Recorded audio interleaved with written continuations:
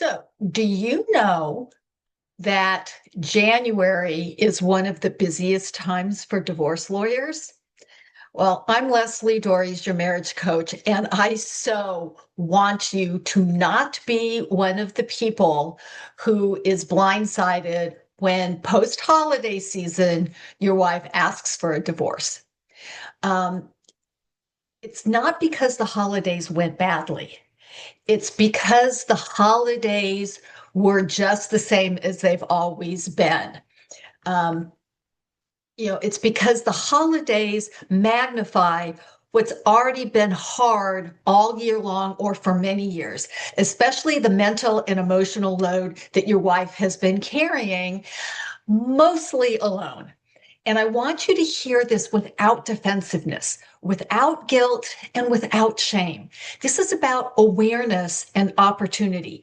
Your opportunity to step up in a way that can genuinely change the direction of marriage. And one of the reasons why divorce happens in July is because the women want that last holiday season to be wonderful for their kids. Now, the problem is that, if the couple then experiences a separation or divorce after the holidays, I'm going to tell you this fails because the kids are going to think everything was a lie.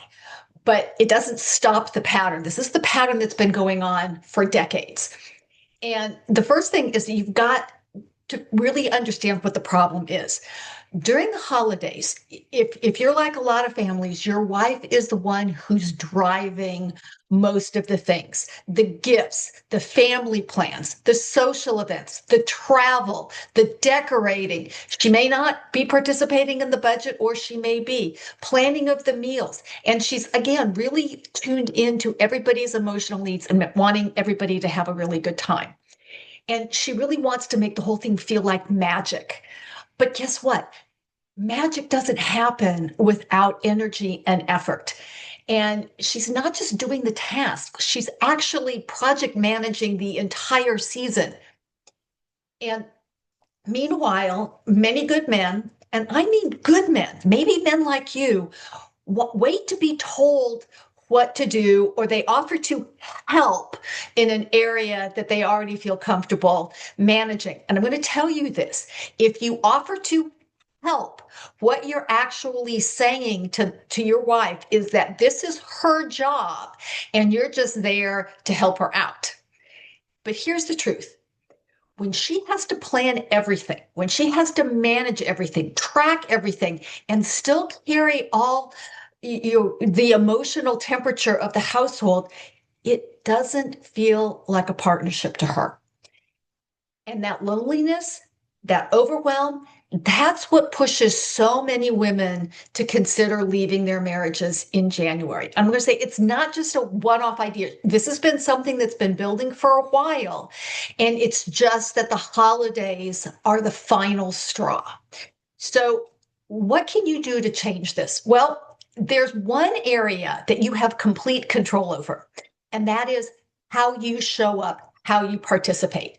So, the first thing is notice what needs to be doing without being asked. If you have been together for a while, you are aware of what happens, whether you travel to family, whether family travels to you, whether you buy gifts for whoever. I mean, all of this stuff, the decorating, you know what happens. And by the way, it doesn't happen magically.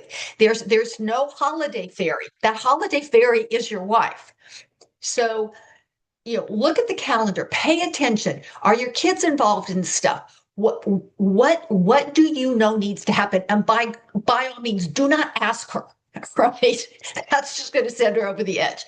Second, be the point person for your family, your extended family. You buy the gifts. You arrange the holiday travel or the holiday meals, you be the point person. You take this on, right? Without asking her to do it. You can take care of all the travel logistics. You can take care of, you can choose to be in charge of the kids' events, whatever it is. Ownership, when you take it on, it means it's off her plate and she no longer has to think about it. she knows you've got it handled. And the final thing is to ask her, this is the one question you get to ask her. What's the one thing she hates doing the most at this time of year? Truly listen to her, maybe ask for some clarifications, and then step up and take it off her plate. Why does this matter? Why is this so important? Because the truth of the matter is, your wife doesn't really want to leave, but she also doesn't want to stay in an area where she doesn't feel seen and appreciated. She wants to feel like she has a teammate. She wants to feel supported. She wants to not carry everything by herself. And you stepping up isn't about doing tasks she's asked you to handle.